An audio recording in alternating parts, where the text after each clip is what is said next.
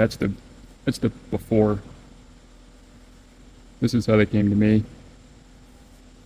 The customer tried to hard face them, and it just appears that his amperage is probably a little too high and it melted away. So take that,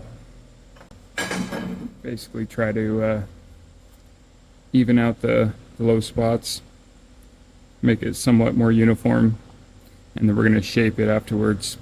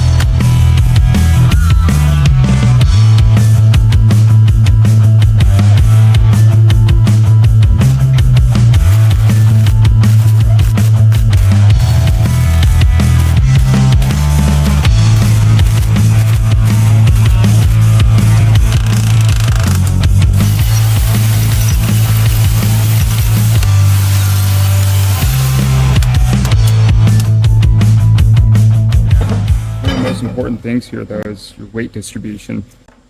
So ahead of time I went ahead and pre-marked out the weights. So this was 13.3, this one was 13.4. So as you see now, this is now 13.5.